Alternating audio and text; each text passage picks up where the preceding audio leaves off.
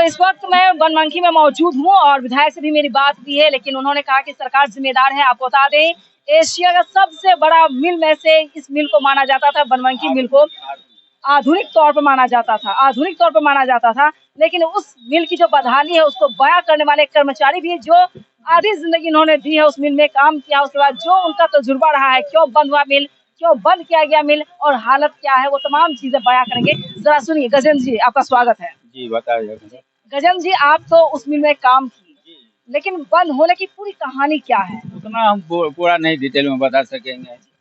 उसमें हम तो मान लीजिए 72 में ज्वाइन किए थे, उस समय तो फैक्ट्री ठीक ठाक चल रही थी और बाद में धीरे धीरे लचर व्यवस्था कहिए या मान लीजिए इसको रॉ मटेरियल नहीं मिलने के कारण फैक्ट्री धीरे धीरे 97 में आकर के बंद हो गई। इसके बाद फिर जो है बहुत सारे नेता लोग आए, विधायक जी आए, सांसद जी आए, हमको जिताइए हम चलाएंगे।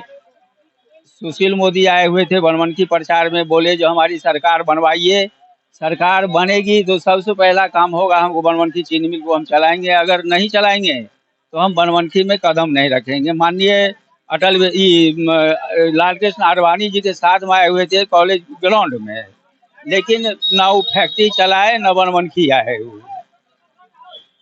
वादे सिर्फ करते हुए आए, जनता को ठगने का काम किया। बस बस बस बस बस वही किया गया है। और यह फैक्ट्री इंतजार किया है जो कोई कृष्ण आकर के मेरा उद्धार करे, चीर हरण होते रहा और कोई भी सांसद विधायक इसके प्रति जवाबदेही लेने के लिए तैयार नहीं हुए। न कभी लोकसभा में आवाज उठाए, न विधानसभा में उठाए, न कोई विधायक सोचे, न कोई सांसद सोचे। ये जो पप्पू सिंह थे, उन्होंने कई बार घोषणा किया, 10 साल उस सांसद रहे, बोले जब जिताइए हम फैक्ट्री चलाएंगे, लेकिन उन्होंने भी कभी प्रयास नहीं किया है। वर्तमान सांसद संतोष कुशवाहा हैं, वो तो आज तक आए नहीं किए देखने के लिए जो फैक्ट्री गुजर रहा है, इसको बचाना चाहिए। जीर्ण शीर्ण हालत में था, वो चल सकता था, लेकिन चलाने का प्रयास नहीं हुआ है, नहीं किया गया। जिम्मेदार विधायक सांसद है पहले। राजनीतिक तंत्र कहिए, हम किसी का बात नहीं कर रहे हैं, न हम किसी विधायक को कह रहे हैं न किसी सांसद को कह रहे हैं। हम सिर्फ यह कह रहे हैं जो राजनीतिक मतलब कहिए निष्क्रियता कहिए, जो कोई राजनीतिक इस ढंग का नहीं हुआ जो फैक्ट्री को चलाता है, सिर्फ रह गया अपना काम निकालने में। चुनावी मुद्दा आखिर क्यों बनाया जा रहा है? हर बार झूठ क्यों बोला जा रहा है? झूठ मूठ का हम जनता तो बेवकूफ है, बेवकूफ बना करके वोट लो, बाद में देखा जाएगा। 5 साल तो कट गया हमारा, फिर आएंगे तो फिर वादा करेंगे और हम जनता बेवकूफ उसको वोट देंगे। फिर जो कहीं चल गया तो हमारा बाल बच्चा उसमें रोजगार लगेगा, सो होता नहीं है। आपके वक्त में जब ये 1997 में मिल बंद हुआ था, कितने लोग बेरोजगार हुए थे? मुझे जानकारी 800 कर्मचारी थे वहाँ। लगभग 225 था परमानेंट, इसके बाद सीजनल था, कुछ कैजुअल था और कुछ दैनिक वाला था। मतलब लगभग 800 मान के चलिए वह बेरोजगार हो गया, बिल्कुल बेरोजगार हो गया। भोजन के लिए, अन्न पानी के लिए, कुछ दवा के अभाव में मरा, कुछ खाने के वगैरह मर गया, कुछ आग लगा करके मर गया, कुछ जहर खा लिया, इस ढंग का नौबत आया। लेकिन कोई सरकार का आदमी देखने के लिए नहीं आया जो कर्मचारी मर रहा है कि क्या है, कोई देखने के लिए नहीं आया। बिहार सरकार पूरी तरीके से है? नहीं, यह हम नहीं कह सकते हैं। मैं कह सकती हूँ। जी आप कह सकते हैं। मैं एक पत्रकार हूँ, मैं सवाल उठा सकती हूँ कि पूरी तरीके से जिम्मेदार सरकार है। आपसे ये भी सवाल करूंगी कि 32 या 33 मिल है बिहार के अंदर, 32 है, 32 मिल बंद पड़े हैं।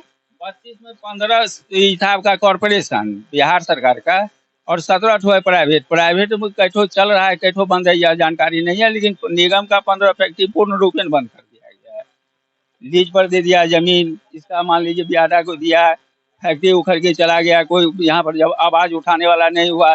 स्थानीय हम लोगों में दम है आपका विरोध करने का? नहीं है। और उजड़ गया और कोई विधायक सांसद देखने के लिए नहीं आया जिसको रोकना चाहिए और फैक्ट्री चलेगी इसको तैयार करवाएंगे, कोई ध्यान देने वाला नहीं हुआ हम लोगों को।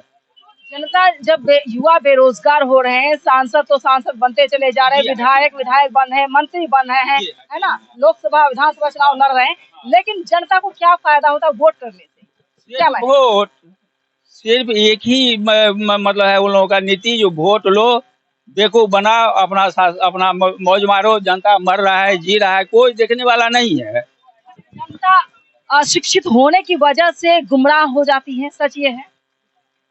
अगर लोग साक्षर हो, पढ़े लिखे हो, तो वो सवाल तो पूछेंगे। मैं तो सवाल पूछूंगी आपसे या किसी विधायक से, किसी मंत्री से, प्रधानमंत्री से। और शिक्षित का यहाँ पर ये वर्गीकरण नहीं कर रहे हैं हम। शिक्षित भी जो है बरगला जाता है। मान लीजिए जो अशिक्षित है वो तो मूर्ख है, हम पढ़े लिखे आदमी है, इसको पढ़ा दिए, रे भैया वोट दे दो, ऐसे होने वाला है, कल तुम्हारा बाल बच्चे को नौकरी होगा, लेकिन सो तो होता नहीं है।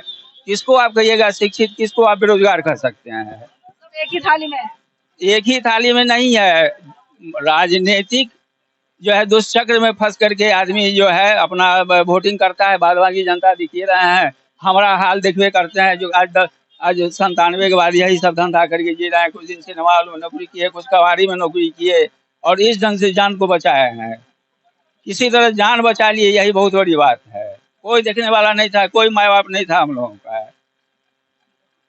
अगर उस वक्त ये जब हुआ, अगर वो उस वक्त यहाँ के लोग आंदोलन करते, एकजुट होते, आप लोगों का सपोर्ट करते, तो कहीं ना कहीं मिल अभी जिंदा रहता। कोई नहीं था साथ देने वाला। किसान अलग बिखर गया, कर्मचारी। हमको एक बात बताइए, जो संगठित कैसे होते? यहाँ पेट में भोजन नहीं है, हम रोजगार करेंगे कहाँ से? आदमी को संगठित करेंगे जो भैया चलो ऐसे आंदोलन करेंगे, ये करेंगे, आंदोलन करेंगे, पुलिस आएगा, डंडा मारेगा, भागना पड़ेगा। हमको दम नहीं ना है, हम उसका विरोध नहीं कर सकते हैं। हम सरकार के विरोध में जाएंगे तो हमको मार खाना पड़ेगा, चंद तरह का लफड़ा फंसाएगा हमको। इस ढंग का बात है मैडम। सरकारी तंत्र को ये कमजोरी पता है कि लोग डर जाएंगे, लोग भाग जाएंगे। वो तो सब जानता है। आपके साथ कितने कर्मचारी हैं जो अब तक पैसे नहीं मिल पाए या वेतन नहीं मिल पाए? इसमें करीब करीब जो आया नहीं उसको नहीं मिला, बाद बाकी सब तो ले लिया जैसे तैसे करके। आपको लगता है कि इस मिल को खोलना जरूरी है आज के युवा बेरोजगार के लिए? अब चलने वाला नहीं है। अब कारखाना उजड़ गया तो कारखाना लगेगा तब चल सकता है। आपका अभी जो राज्य सरकार है वह तो धीरे धीरे रोजगार दे रही है, जो शिक्षित है उसको रोजगार मिल रहा है। जो लोग पढ़े लिखे नहीं है, जो मिल तक काम कर सकते हैं, कारखाने में काम कर सकते हैं, उनको भी जरूरी है तो ध्यान उद्योग लगाना तो सरकार का जवाबदेही है, या केंद्र का हो या राज्य का हो। जब कारखाना लगेगा तब ना हमारे बाल बच्चे को उसमें काम मिलेगा, चाहे लेबर का हो या कर्मचारी का हो, जैसे भी हो। लेकिन कारखाना तो है नहीं, अगर लगती है तो जरूर रोजगार मिलेगा। और उम्मीद कर सकते हैं कि रोजगार होना चाहिए लोगों को। नहीं होना चाहिए, रोजगार होगा तो मान लीजिए हमारा बाल, हम नहीं अब काम कर सकेंगे, हम रिटायर हो गए, तो हमारा बाल बच्चा, समाज का बच्चा वो तो लगेगा। लगेगा तो मान लीजिए 2 पैसा आएगा तो बाजार का विकास होगा, उस परिवार का विकास होगा। हम मान लीजिए हम मजबूर हो जाएंगे तो इससे मांगेंगे ना, जो भैया हमारे पास में मजबूरी है, तुम कमा रहे हो 100 रुपया दे दो। जब रोजगार ही नहीं है तो आप खुद रो रहा है, हमको हमारा कहाँ से मदद होगा? रोजगार लगना चाहिए, कारखाना लगना चाहिए। 15 साल से सरकार है या केंद्र सरकार है, आज तक कभी नहीं सोचा जो बनवनखी अनुमंडल में जो है लगना चाहिए। पूर्णिया जिला का एक आधुनिक फैक्ट्री यहाँ से उजड़ के चला गया और कोई बचाने वाला नहीं हुआ है। चुनाव से पहले क्या इस पर जनता अपनी राय दे सकती कि नहीं रोजगार चाहिए और मिल के लिए सरकार वादा करेगी क्या करना आगे? वादा ये सब तो फिजूल बात है मैडम। वादा ये सब करना और भूल जाना यह इंसान का चरित्रता है। एक मान लीजिए कहीं एक बना लिया है जो चलो झूठ बोल करके अपना शासन चला। अब झूठ की खेती नहीं चलने वाली, खूब चल रहा है। चल तो रही है। कैसे आप कहिएगा झूठ का खेती नहीं चल रहा है? आता है भैया वोट दो, ऐसे करेंगे वैसे करेंगे, क्या मिलता है जनता को? हमको आप बताइए मैडम। कुछ नहीं मिला तो फिर क्या कहना चाहते हैं? जनता ये भी कहती है कि अब तो वोट देने से कोई फायदा नजर नहीं आता मुझे। करना पड़ेगा वोटिंग करना पड़ेगा, चाहे फायदा हो या नहीं हो। फायदा हो या नहीं हो, वोटिंग तो हमको करना है। काहे तो हमारा हुआ जो है कि जो अधिकार है। अगर हम वोट नहीं करेंगे, 5 साल वोट नहीं करेंगे, हमारा वोटर लिस्ट नामे उतार देगा, कहेगा वो आदमी मर गया है, जिंदा रहते हुए मार देगा। मजबूरी है, वोट भी वोट मजबूरी है आम आदमी के लिए। पूछिए, मान लीजिए वोटिंग करता है, क्या उसको कुछ मिलता है? क्या विधायक सांसद जीत कर आते हैं तो फिर आते हैं मिलने के लिए जनता से, भैया तुम्हारा क्या कष्ट है? कभी नहीं। सिर्फ वोट लो, जीत जाओ और अपना सुख शांति से रहो। जनता मरे कोई दिक्कत नहीं। कहाँ देखने के लिए आता है? तो अपना अलग बात है। तो चलिए, गजेंद्र जी जो वहाँ के कर्मचारी थे, पहले कर्मचारी जिनसे मेरी मुलाकात हुई है, और मैं कोशिश करी सीमांचल पूछेगा सवाल के जरिए, कल कारखाने हो, फैक्ट्री हो, या मिल जो बंद कर दिए गए हैं, बेरोजगार जो परेशान है, बेरोजगारी की वजह से वो तबाह हो रहे हैं।